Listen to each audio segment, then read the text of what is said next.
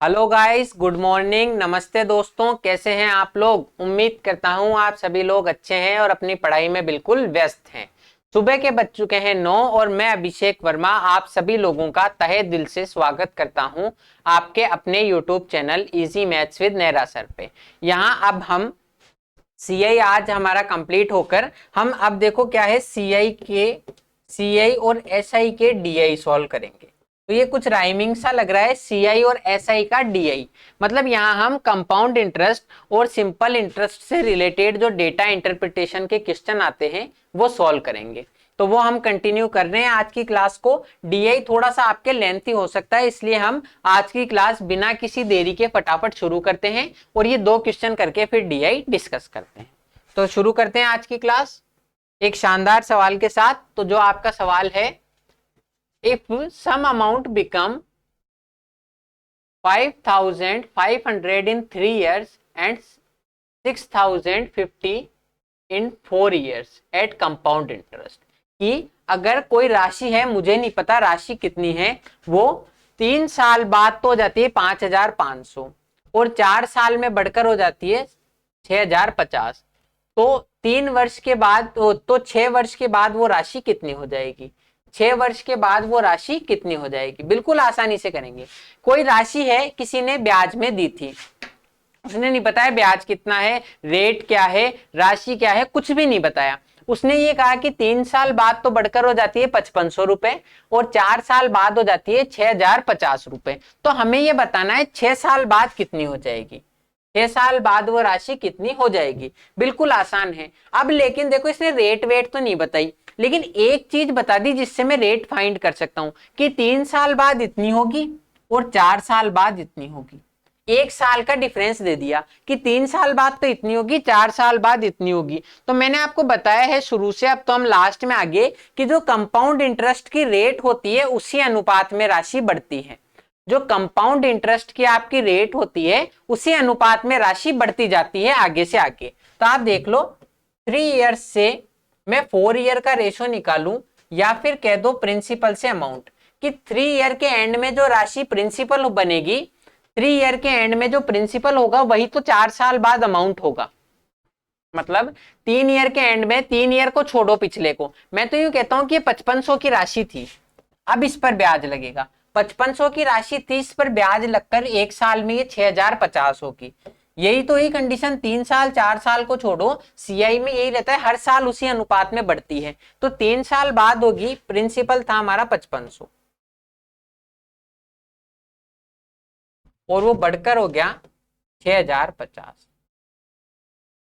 Principal था हमारा 5,500, बढ़कर हो गया 6,050। तो रेट ऑफ इंटरेस्ट फाइंड कर सकते हैं, रेट ऑफ इंटरेस्ट फाइंड कर सकते हैं। आप चाहो 2 तरीके हैं, अभी क्वेश्चन में हमने कल के लास्ट क्वेश्चन में डिस्कस किए थे 2 तरीके, या तो इंटरेस्ट फाइंड करके रेट निकाल लो एक बार, या फिर काटा पीटी करके सॉल्व कर लो। देखो, 0 से तो 0 कैलकुलेट हो रहा है, 0 से 0 जा रहा है। यह है 550 रेशो 605, 550 रेशो 605। अब इसका आपको किस चीज से काटोगी रेशो आ जाए तो सिंपल है, इनका डिफरेंस कर दो 55, इनका डिफरेंस कर दो 55, इनका डिफरेंस कर दो 55, कि 550 मेरी राशि थी और बढ़कर 605 होगी, तो मुझे इंटरेस्ट कितना मिला? 55 रुपए। इंटरेस्ट कितना मिला? 55 रुपए। तो रेट निकाल दो कि 55 रुपए मिला 550 पर, तो 100 पर कितना मिलेगा? 10%। सीधा सा है कि 550 पर 55 मिला, 550 अगर मेरी राशि थी तो मुझे ब्याज कितना मिला? 55, यानी हर 10 पर 1 मिल रहा है, 1/10 यानी कि 10% हो गया। अब आप देखो, चीजें फाइंड कर सकते हो। 10% हो गया, मतलब 1 साल में बढ़कर हो जाएगी, 1 साल में 10 से 11 हो जाएगी। 10% का मतलब है 1/10, यानी कि हर एक साल में जो मेरा प्रिंसिपल है वो बढ़कर हो जाएगा 11, 10 से 11। अब आप देखो, बिल्कुल आसानी से सोचो कि मुझे 4 साल के एंड में राशि दी हुई है, 6 साल के एंड में निकालनी है। 4 साल के एंड की राशि मुझे दे दी और 6 साल के एंड की निकालनी है, तो बिल्कुल आसान है कि मुझे 4 से 5 साल में निकाल लूं, 5 से 6, या इसको यूं समझ लो कि 4 साल तक की तो मैंने कैलकुलेट कर ली, नेक्स्ट 2 ईयर का कैलकुलेट करना है। 4 साल तक का तो कैलकुलेट हो चुका, नेक्स्ट 2 ईयर का कैलकुलेट करो और आंसर आ जाएगा। तो बस आसानी से हो गया। आपको सिर्फ ये समझना है कि हर साल उसी अनुपात में बढ़ता है, आंसर हो जाएगा। कि हर साल 10% के अमाउंट में बढ़ता है, मतलब चौथी साल से पांचवी साल, चौथी से पांचवी साल में मेरी राशि होगी 10 से 11। चौथी से पांचवी साल में मेरी राशि होगी 10 से 11। फिर नेक्स्ट पांचवी से छठे साल में मेरी राशि फिर 10 से 11 होगी। पांचवी से छठी में फिर 10 से 11 होगी, यानी टोटल 100 से 121 होगी। 100 से 121 होगी। यही तो एक कंडीशन कि मुझे एक साल में 10 से 11 हो रही है। डायरेक्ट भी कर सकते हो, एक साल में 10 से 11 हो रही है राशि। एक साल में जो मेरा प्रिंसिपल है बढ़ के 10 से 11 हो जाता है, तो 2 साल में 100 से 21, 100 से 121। एक साल में 10 से 11, तो 2 साल में स्क्वायर कर दो 100 से 121। इस 100 की वैल्यू सवाल में दी हुई है 6050। इस 100 की वैल्यू सवाल में दी हुई है 6050, तो 121 की वैल्यू निकाल देंगे। 121 की वैल्यू निकाल दो, 100 की वैल्यू है ही, तो 121 यूनिट की वैल्यू हो जाएगी 6050 बटा 100 इंटू 121 इंटू 121 इंटू 121। 6050 बटा 100 इंटू 121, 0 से 0 काट दो, और अब 121 को 605 से गुणा कर लो और 10 का भाग दे दो। अब आप कहो कि सर मैं तो यहाँ गुणा ही नहीं करना चाहता, तो उसका भी एक इलाज है। थोड़ी सी अगर आप समझदारी दिखाओ तो जहां आपको गुणा भाग करने हैं, आप खुद का टाइम सेव कर सकते हो। खुद का टाइम सेव कर सकते हो कैसे? आप थोड़ा सा अगर इसमें दिमाग लगाओ कि 11 का मल्टीपल है, 121 जो है 11 का स्क्वायर है, 11 का मल्टीपल है, यानी कि जो मेरा फाइनल प्रोडक्ट आना चाहिए वो भी 11 का मल्टीपल होना चाहिए। जो फाइनल प्रोडक्ट आएगा वो भी 11 का मल्टीपल होना चाहिए। तो एक बार 11 की डिविजिबिलिटी चेक कर लो, आपका आंसर हो सकता है वैसे ही आ जाए। तो ये 11 की डिविजिबिलिटी चेक करने का मैंने आपको बताया था नियम कि सम, जैसे मान लो आपकी कोई राशि है 123 या 1 2 3 4, इस पे डिविजिबिलिटी चेक करने का नियम है सम सम स्थान पे जोड़ लो, इवन इवन प्लेस पे है उनको जोड़ लो 4 और 2 6, जो ओड प्लेस पे है उनको जोड़ लो 3 और 1 4, इवन प्लेस पे है उनको जोड़ लो 6, ओड प्लेस पे है उनको जोड़ लो 4। अगर इन दोनों का अंतर, यहां अंतर क्या आया 2, इसका मतलब ये डिविजिबल नहीं है। इसका मतलब ये डिविजिबल नहीं है।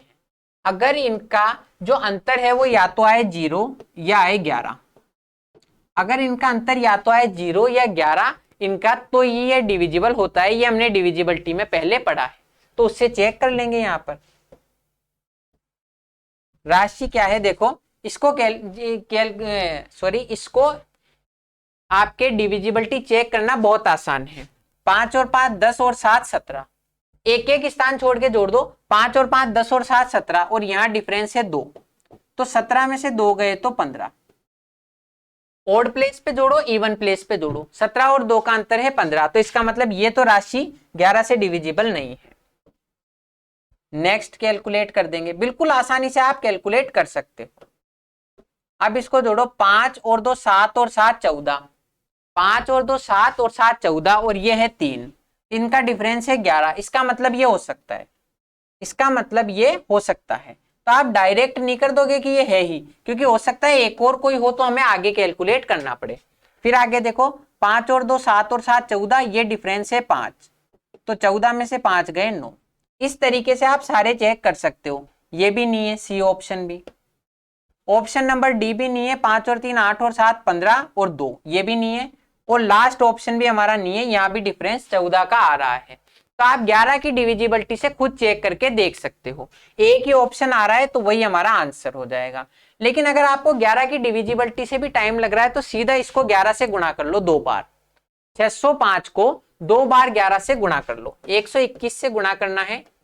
5 ऑप्शन में 11 की डिविजिबिलिटी चेक करो, उतनी देर में आप 11 से गुणा भी कर सकते हो, क्योंकि अगर 2 में भी मैच कर गई फिर भी गुणा ही करना है, तो डायरेक्ट 11 से गुणा कर दो। 605 को जब 11 से गुणा किया तो आएगा 6655, फिर 11 से गुणा कर दो, 5 5 और 5 10, 6 और 5 11 और 1 12, ये 13 और ये 7। जब 605 को 2 बार 11 से गुणा करेंगे, फाइनली मेरा आंसर आएगा 73205।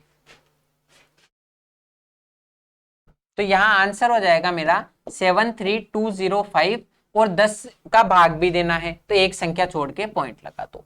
7320.5, तो ऑप्शन नंबर बी यही हमारा आंसर है और यही 11 से डिविजिबल भी आया था। क्या किया, 100 की वैल्यू है 6050, तो 121 से गुणा कर दो 6050 बटा 100 को, हर एक चीज जितने से गुणा है उससे गुणा कर दो, तो 7320 बटा 5 आ गया। 100 की वैल्यू यह है, तो 120 की वैल्यू हो जाएगी 6050 बटा 100 इंटू 121। तो इस तरीके से आंसर कर देंगे।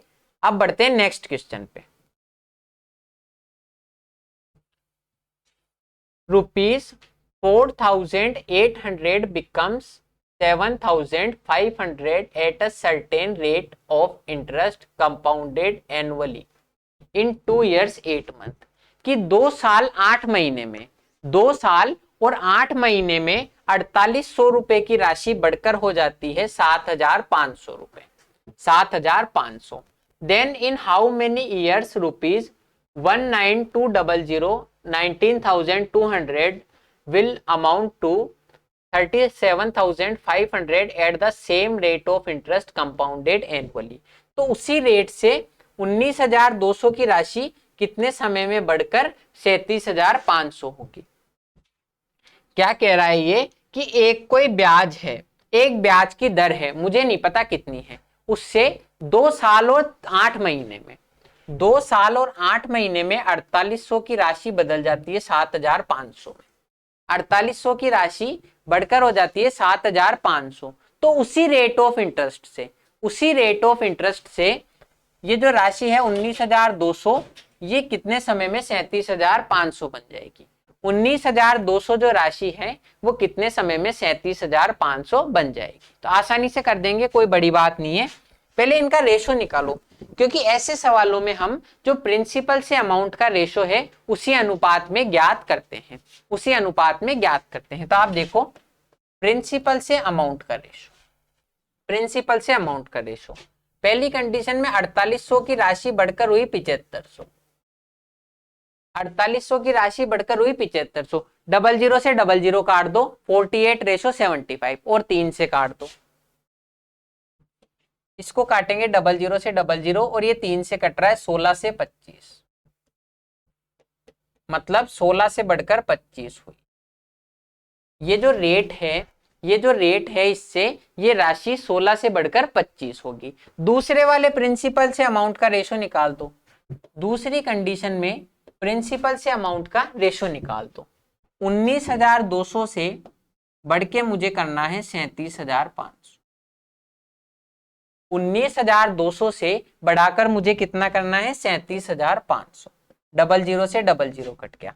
अब किससे कट रहा है, तो ये देखो 192, ये भी 3 से डिविजिबल है, क्योंकि इसका डिजिट सम जो है, इसका डिजिट सम आ रहा है 3, 9 और 2 11 और 1 12, तो डिजिट सम 3 आ रहा है, और इसका भी डिजिट सम 3 या 3 का मल्टीपल आ रहा है, तो इसका डिजिट सम आ रहा है 15, तो 15 भी 3 का मल्टीपल है, तो 3 से काट दो, 64/125।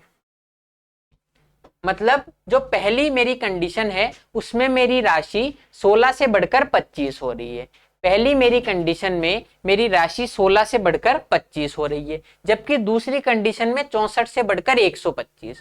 पहली कंडीशन में 16 से 25 हो रही है, दूसरी में 64 से 125। अब आप देखो, ये रेशो इसीलिए आपको ऐसा दिया हुआ है ताकि आप कैलकुलेट करो। मतलब ये 4 के स्क्वायर से 5 का स्क्वायर बन रही है, पहली कंडीशन में 4 के स्क्वायर से 5 का स्क्वायर बन रही है, और दूसरी कंडीशन में 4 का क्यूब से 5 का क्यूब बन रही है। टाइम तो अलग अलग है, बाकी रेट ऑफ इंटरेस्ट सेम है। कंडीशन क्या हुई, पहली में 16 से 25 यानी 4 के स्क्वायर से 5 का स्क्वायर बन रही है, और दूसरी में 4 के क्यूब से 5 का क्यूब। मतलब अगर पहली कंडीशन में मेरा टाइम 2 यूनिट है, पहली कंडीशन में टाइम 2 यूनिट है, तो दूसरी कंडीशन में टाइम हो जाएगा 3 यूनिट। पहली कंडीशन में टाइम अगर 2 यूनिट है तो दूसरी कंडीशन में टाइम हो जाएगा 3 यूनिट।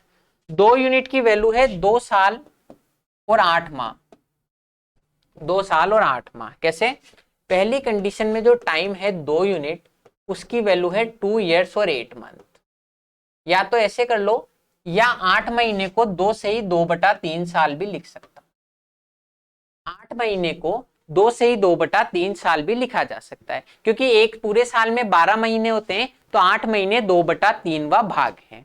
तो मुझे 3 यूनिट की वैल्यू निकालनी है। 3 यूनिट की वैल्यू या तो ऐसे निकाल दो, 2 ईयर 8 मंथ 1 साल की वैल्यू है, ये 2 यूनिट की है तो 1 यूनिट की वैल्यू हो जाएगी 1 ईयर 3 मंथ इंटू 3। 2 यूनिट की वैल्यू है 2 साल और 8 महीने, 1 यूनिट की वैल्यू कितनी हो जाएगी 1 साल और 4 महीने, 3 से गुणा कर दो तो 3 साल और 12 महीने, या फिर कह दो 4 साल, या फिर कह दो 4 साल। अब आप देखो ये जो टाइम का रेशो है ये बिल्कुल नया ही कंसेप्ट है। यहां तक अभी हम रेट निकालते थे फिर कैलकुलेट करते थे, यहां सीधा हमने एक दिमाग लगाया क्या, या फिर आप इससे भी कैलकुलेट कर सकते हो, इसको भी 3 से गुणा कर दो। तो हमने क्या किया, पहली कंडीशन में मेरी राशि 4 के स्क्वायर से 5 का स्क्वायर कन्वर्ट होती है, दूसरी में 4 के क्यूब से 5 का क्यूब। तो ये जो रेट की पावर में टाइम ही तो आता है, आप कंपाउंड इंटरेस्ट कभी भी कैलकुलेट करो तो रेट की पावर में टाइम ही आता है। यानी पहली कंडीशन में अगर 2 यूनिट टाइम था तो दूसरी कंडीशन में हो गया 3 यूनिट। 2 यूनिट की वैल्यू है 2 ईयर 8 महीने, तो 3 यूनिट की वैल्यू हो जाएगी 4 ईयर। या फिर ऐसे निकाल दो, 2 सही 2/3, अगर 2 की वैल्यू है तो 3 की वैल्यू हो जाएगी 3/2 से गुणा कर दो। 2 सही 2/3, अगर 2 की वैल्यू है तो 3/2 से गुणा कर दो, तो ये हो गया 3 + 1। 2 को 3/2 से गुणा करो 3, और 2/3 को 3/2 से गुणा करो 1, तो होगी 4 ईयर। तो आप दोनों तरीके से कर सकते हो, आंसर वही आना है, आप कैसे भी करो, अगर आपने कैलकुलेशन सही करी है तो आंसर वही आएगा। तो इसमें करना क्या है, ऐसी कंडीशन की पहले में स्क्वायर बदल रहा है, दूसरे में क्यूब, 2 की वैल्यू है 2 से ही 2/3, तो 3 की वैल्यू हो जाएगी 4 ईयर। तो 4 ईयर ऑप्शन नंबर बी हमारा आंसर हो गया। ये थोड़े से कॉम्प्लेक्स क्वेश्चन है, पर आपको हर तरीके के क्वेश्चन सीखने हैं तभी हमारे नंबर आ पाएंगे। अब आते हैं हम डीआई पे। तो डीआई को करेंगे, डीआई में 5 क्वेश्चन है हमारे, आसानी से हो जाएंगे। पहले पढ़ो सवाल क्या कह रहा है, फिर देखते हैं क्वेश्चन क्या है। द लाइन ग्राफ, ये हम डीआई शुरू कर रहे हैं सीआई, एसआई और सीआई के। The line graph below shows the principal amount of loan taken by 5% from a bank. ये जो लाइन ग्राफ है, ये जो लाइन ग्राफ है ये किस चीज को डिनोट कर रहा है, ये डिनोट कर रहा है प्रिंसिपल को, जो लोगों ने लोन लिया है। 5 लोग हैं, उन्होंने क्या क्या लोन लिया है उसको दर्शा रहा है, ठीक है। The bar graph shows the interest rate and number of years for which the loan is taken. और ये जो लाइन ग्राफ है ये बता रहा है कि कितनी तो रेट ऑफ इंटरेस्ट है और कितना टाइम जिसके लिए लिया गया है। Study the data carefully and answer the question. तो डेटा को पढ़िए और आंसर कीजिए। हिंदी में देखें कि नीचे दिया गया रेखीय बार ग्राफ, लाइन ग्राफ जो है 5 व्यक्तियों द्वारा उधार ली गई राशि को बता रहा है, और जो बार ग्राफ है वो ब्याज की जो रेट है, रेट ऑफ इंटरेस्ट है, ब्याज की दर है उसको, और टाइम को बता रहा है। निम्नलिखित डेटा को ध्यानपूर्वक अध्ययन करें और आंसर करें। तो आप देखो, पहले एक बार जूम करके डेटा को देख लो कि पी ने लिए हैं 60,000 रुपए उधार, क्यू ने लिए हैं 50,000, आर ने 80,000, एस ने 1,00,000 रुपए, और टी ने लिए हैं 40,000। टी ने लिए हैं 40,000 रुपए। अब इनकी ये तो है जो आपकी व्हाइट कलर की लाइन आ रही है, जो व्हाइट कलर का बार है वो तो दिखा रहा है रेट ऑफ इंटरेस्ट को, rate of interest per annum, और जो थोड़ा सा डार्क कलर का है वो दिखा रहा है नंबर ऑफ ईयर्स को, वो दिखा रहा है नंबर ऑफ ईयर्स को। मतलब पी के लिए 12.5% से 4 साल का ब्याज है, क्यू के लिए 10% से 3 साल का ब्याज है, आर के लिए 5% से 5 साल का ब्याज है। तो यहाँ पर सारा डेटा हमें दिया हुआ है, तो हमें कोई डेटा बिल्ड करने की जरूरत नहीं है, हम डायरेक्ट क्वेश्चन के आंसर कर सकते हैं। तो देखते हैं, सारे क्वेश्चन जो भी आपसे पूछा है वो निकाल देंगे और आंसर हमारा आ जाएगा। देखो कंडीशन क्या कह रही है। First question, find the difference of interest paid by R and T. R और टी के द्वारा जो ब्याज भरा गया है, आर और टी के द्वारा जो ब्याज भरा गया है उसका डिफरेंस निकालें। आगे एक और कंडीशन दी हुई है, if R took the loan at simple interest and T took the loan at compound interest, कि अगर आर ने साधारण ब्याज पर पैसा उधार लिया है और टी ने लिया है चक्रवृद्धि ब्याज पर, तो आर और टी के बीच में डिफरेंस ज्ञात कीजिए। आर और टी के बीच में डिफरेंस ज्ञात कीजिए। कर देंगे ज्ञात, कोई दिक्कत नहीं है। तो यहां क्या कंडीशन है, आर ने कितनी राशि उधार ली है, आर ने कितनी राशि उधार ली है, तो आर ने ली है 80,000, ये आर की राशि है। आर ने ली है 80,000 रुपए की राशि उधार। और अगर आप इसको जूम करके देख पा रहे हो, मैंने अभी बताया भी था कि आर के लिए 5 साल का समय है 5% रेट से, 5 साल का समय है 5%। अगर आप देख नहीं पा रहे तो मैं इसकी पीडीएफ आपको प्रोवाइड कर दूंगा, उसमें आप देख के आंसर कर सकते हो कि आर के लिए जो प्रिंसिपल है, प्रिंसिपल तो है 60,000, रेट ऑफ इंटरेस्ट है 5% और टाइम है 5 ईयर्स का। तो ये कितना ऐसा ही चुकाएगा, देखो हर साल 5% चुका रहा है तो 5 सालों में चुकाएगा।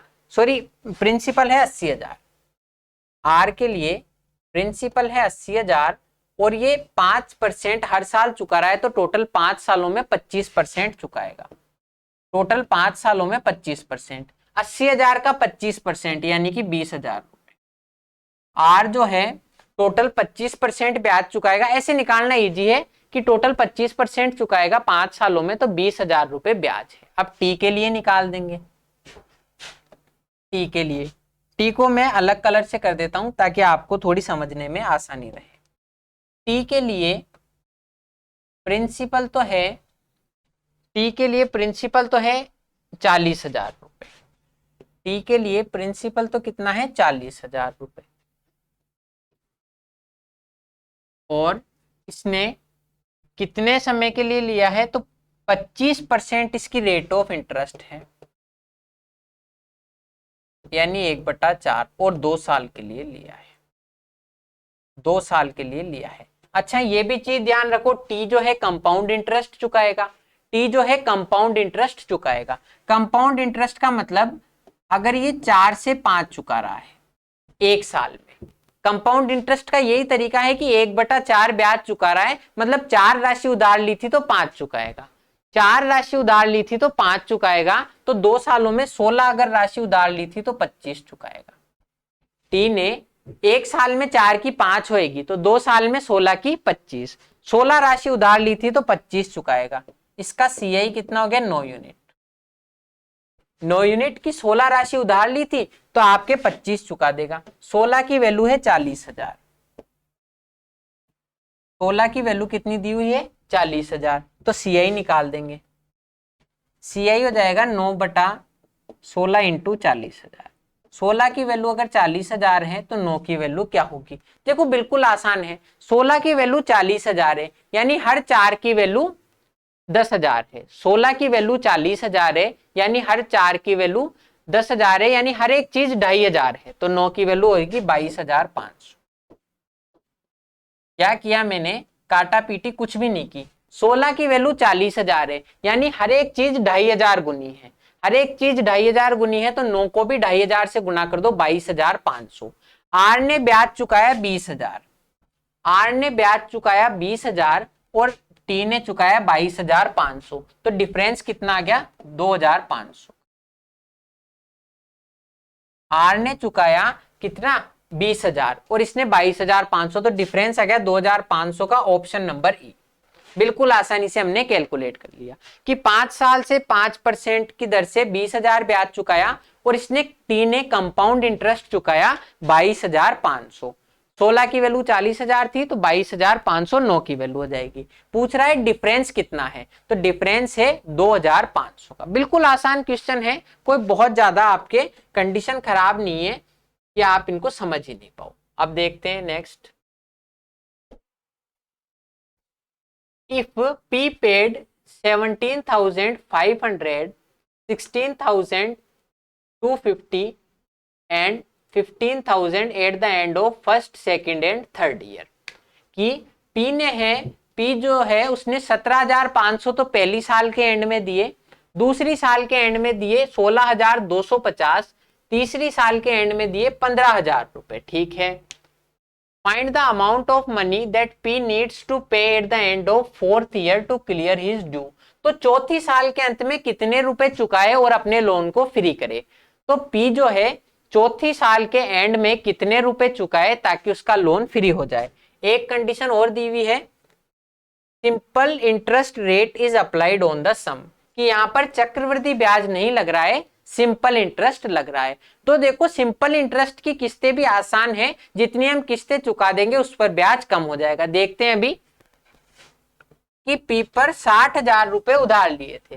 पी ने 60,000 रुपए उधार लिए थे। कितने रुपए उधार लिए थे? 60,000 रुपए। और रेट ऑफ इंटरेस्ट है 12.5%। रेट ऑफ इंटरेस्ट कितनी है इसकी? 12.5%। तो बस बिल्कुल आसानी से हम देख लेंगे। देखो आराम आराम से करेंगे कि 60,000 रुपए उधार लिए थे, 12.5% इंटरेस्ट से एक साल बाद कितने हो गए बढ़कर? हर 8 पर एक ब्याज लग रहा है, तो यानी कि कितने हुए गए बढ़ के। तो हम इसको अलग से कैलकुलेट कर लेते हैं। यहां सिर्फ फाइनल वैल्यू लिखेंगे कि 60,000 रुपए की राशि है, उस पर बढ़कर कितने हो गए? हर 8 पर एक ब्याज लग रहा है तो बढ़कर हो जाएंगे 9। अगर हर 8 रुपए पर 1 रुपए का ब्याज लग रहा है 12.5% का मतलब, तो मेरा अमाउंट कितना हो जाएगा? 8 की जगह 9।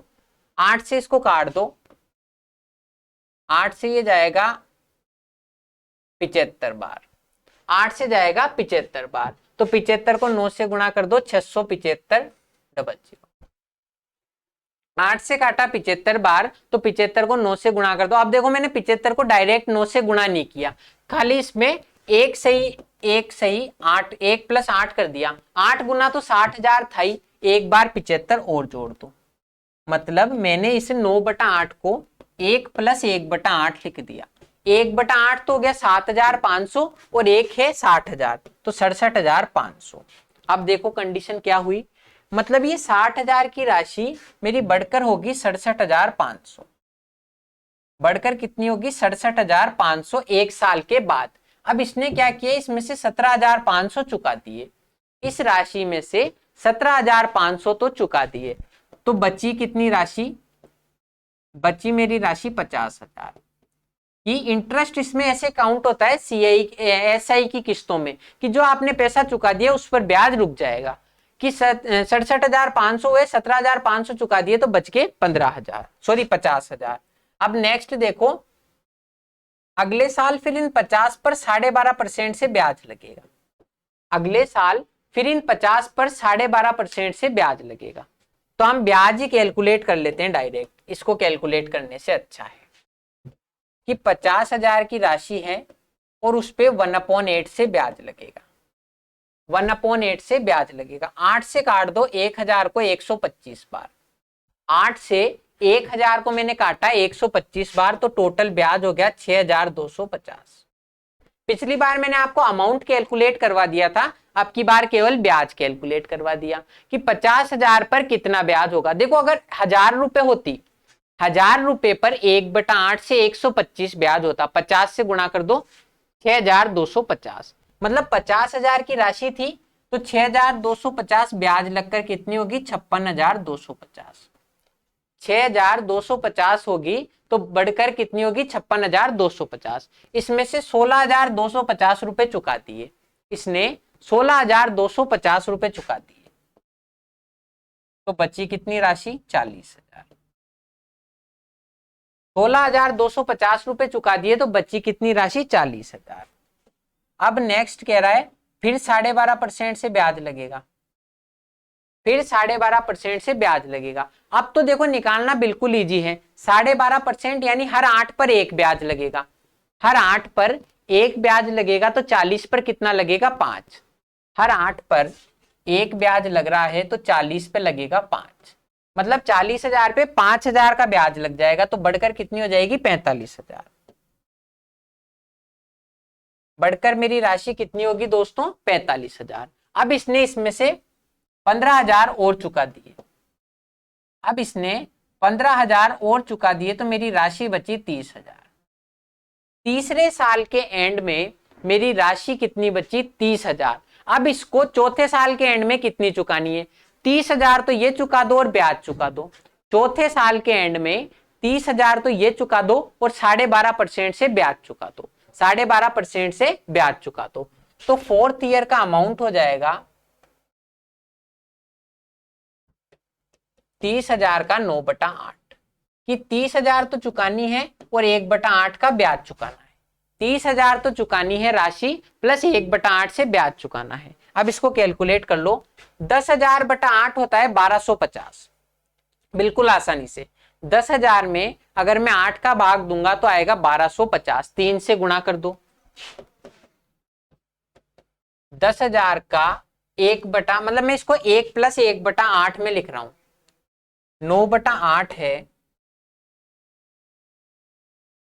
30,000 को मैं लिख रहा हूं 1 + 1/8। केवल मैं 30,000 का 1/8 कैलकुलेट करूंगा। 10,000 का 1/8 होता है 1250, तो 30,000 का हो जाएगा 3 गुना 3750। 10,000 का 1250 होता है तो 3750, यानी कि यहाँ कितनी राशि इसको चुकानी है, तो इसको चुकानी है 3750 और, तो 33,750 रुपए चुकानी। तो option number C Canara bank हमारा आंसर हो गया। इस सवाल को आपको चरणों में करना आपकी मजबूरी हो जाएगी कि 60,000 पे 12.5% लगा 67,500, 17,000 चुका दिए 17.5, 50,000 बचे, उस पर 12.5% लगा 56,250, 16,250 चुका दिए 40,000 बचे, उस पर फिर 12.5% ब्याज लगा तो 45,000 हो गया, उसमें से 15,000 चुका दिए और बचे 30,000। अब इस 30,000 पर अब हमें लास्ट में चुकाना कितना है, 30,000 तो ये प्लस ब्याज, तो 30,000 अगर 8 है, 8 की वैल्यू 30,000 है तो बढ़ाकर चुकाने कितने हैं 9, तो 9 की वैल्यू या तो 8 का भाग दे दो और 9 से गुणा कर दो, या 30,000 + 30,000/8 जोड़ दो तो 33,750 हो जाएंगे। अब आते हैं नेक्स्ट क्वेश्चन पे।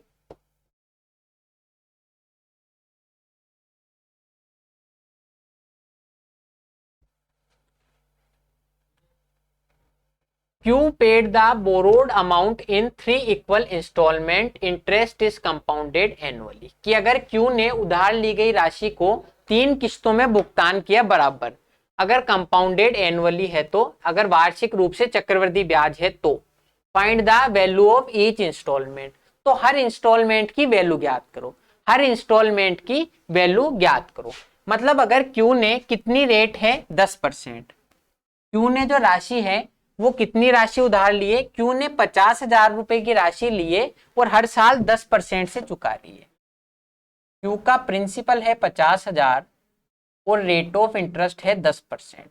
अगर ये हर साल बराबर किस्त चुकाती है, हर साल बराबर किस्त चुकाती है तो 3 साल में कितनी किस्त चुकाएगी, कितनी किस्त चुकाएगी, मतलब हर साल बराबर चुकाती है 10 की जगह 11, पहले साल में जो मेरा ब्याज होगा 10 की जगह 11। अब आपको दूसरी साल में करना है तो 100 की जगह 121। किस्तें ऐसे ही तो काउंट होती है कि पहले साल में होगी 100 की जगह 10 की जगह 11, तो दूसरे साल में 100 की जगह 121 और तीसरे साल में 1000 की जगह 1331, तीसरे साल में 1000 की जगह होगी 1331। अब मुझे कह रहा है तीनों साल की किस्तें बराबर है, तीनों साल की जो किस्तें हैं वो बराबर है। ये किस्त है, मतलब पहले साल 10 से 11 किस्त चुकाई, दूसरे साल पावर 2 की 100 से 121, तीसरे साल 1000 से 1331, इनको बराबर करनी है, इसको बराबर करो। ये किस्त है आपकी, ये किस्त है, इनको बराबर करना है। हर को 1331 बना लो, हर एक को 1331 हमने बना लिया। क्या किया, कंडीशन ये कह रही है कि ये तो उधार ली गई राशि थी और ये है किस्त, तो हमें बराबर करना है, तो हमने हर एक किस्त को 1331 कर लिया। तो मतलब टोटल मैंने राशि कितनी उधार ली, यहां से देखो 2110, 1100 और 1000। मतलब ये अनुपात में ऐसे बदल गई कि पहले साल अगर मैंने इतनी इतनी राशि उधार ली थी तो हर साल में 1331 के हिसाब से चुका दूंगा। मैंने हर एक किस्त को 1331 में कन्वर्ट कर लिया, तो टोटल उधार ली गई राशि कितनी होगी 3,310 रुपए। टोटल उधार ली गई राशि तो होगी 3,310 और किस्तें चुकाई 1331 रुपए। हर एक किस्त मैंने चुकाई 1331 यूनिट में आ गया। इसकी वैल्यू 50,000 है। 3,310 रुपए मैंने टोटल उधार लिए, तो हर एक किस्त 1331 की है। इसकी वैल्यू 50,000 है, तो किस्त की वैल्यू निकाल देंगे। किस्त निकाल देंगे 1331। कैसे निकालेंगे? 1331 निकाल देंगे। अगर हर 3,310 रुपए की वैल्यू 50,000 है, हर 3,310 रुपए की वैल्यू अगर 50,000 है, तो इसकी वैल्यू निकाल देंगे। अब आप देखो ये कैलकुलेशन बहुत बड़ी है, तो मैं आपको डायरेक्ट इसका आंसर बता देता हूं, आप घर पे कैलकुलेट कर लेना, क्योंकि ऑलरेडी हम बहुत ज्यादा टाइम से चल रहे हैं। तो इसको जब हम कैलकुलेट करेंगे तो आंसर आएगा 20,106 रुपए। कि अगर 3310 यूनिट की वैल्यू अगर 50,000 है, तो 1331 की वैल्यू हो जाएगी 20,106, ऑप्शन नंबर बी। अब देखो यहां मैंने आपको कैलकुलेशन करके इसलिए नहीं बताया क्योंकि ऑलरेडी हमारा टाइम पूरा हो गया है और आप इसको रिवाइज करेंगे, तो आपको कैलकुलेशन करनी है, तब आपकी कैलकुलेशन साउंड होगी। तो आज की क्लास हमारी यहीं तक थी। ये डीआई हमारा लगभग कंप्लीट हो चुका है। अगर कुछ थोड़ा बहुत टॉपिक बचा है, इसको वापस रिवाइज कराना हुआ किस्त वाला, तो हम कल कंसीडर इसको कर लेंगे। तो आज की क्लास में यहीं तक था। आज की क्लास इतनी थी। अब मैं मिलूंगा आपसे कल की क्लास में। तब तक आप इनको रिवाइज कीजिए और वीडियो अच्छी लगे तो वीडियो को लाइक कीजिए और शेयर कीजिए। Thank you. जय हिंद।